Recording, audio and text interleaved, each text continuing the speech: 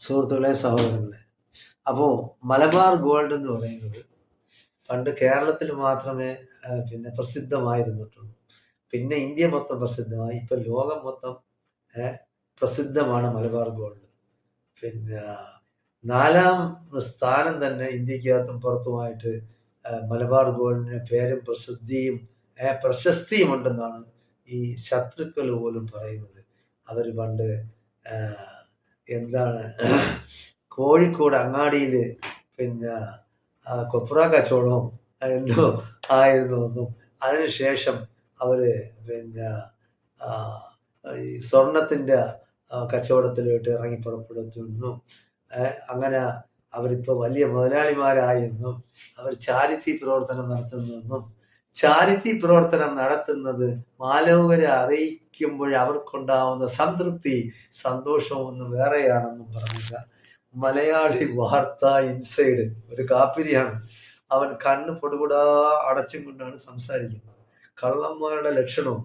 അവ ആരെന്നാണ് പൈസ വാങ്ങിച്ച് മലബാർ ഗോൾഡിന് എതിരായിട്ട് ഇങ്ങനെ ഈ അസൂയയും കുശുമ്പും മൂത്ത് ഈ പ്രചാരണം നടത്തുന്നതാണ്. പക്ഷെ അവൻ തന്നെ പ്രചാരണം കൊടുക്കുകയാണ്.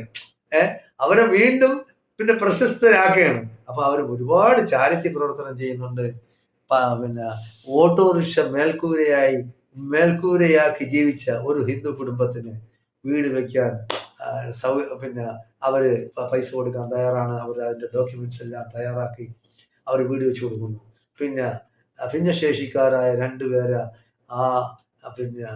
ഈ അയാളുടെ പാല് കാച്ചി വീട് കുടിയിരിക്കുന്ന ദിവസം വിവാഹം നടത്തി കൊടുക്കുന്നു. എന്തൊക്കെയോ ഒരുപാട് ചാരിറ്റി പ്രവർത്തനം ചെയ്യുന്നു എന്നൊക്കെ പറഞ്ഞിട്ട് ഈ മലയാളി വാർത്ത ഇൻസൈഡ് അവന്റെ അമ്മാവിയുടെ ഇൻസൈഡുകാരൻ അങ്ങനെ പറയണം.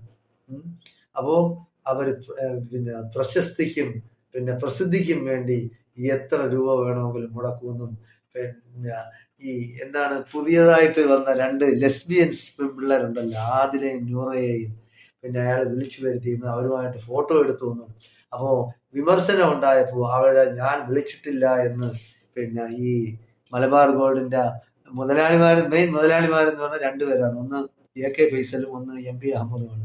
അപ്പൊ AK ഫൈസലിന്റെ വീട് എന്റെ പാല് കാച്ചെന്നാണ് ഞങ്ങളുടെ നാട്ടിലൊക്കെ പറയുന്നത്.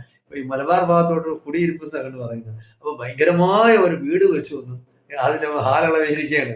അങ്ങനെ ആളുകളെ വിളിച്ചറിയിക്കുകയാണ്. ഭയങ്കരമായ ഒരു വീട് വെച്ചിരിക്കുന്നു. എത്ര കോടി രൂപയാണെന്ന് അറിഞ്ഞൂടാ. എത്ര കോടി രൂപയാവട്ടെ. കാപ്പിരി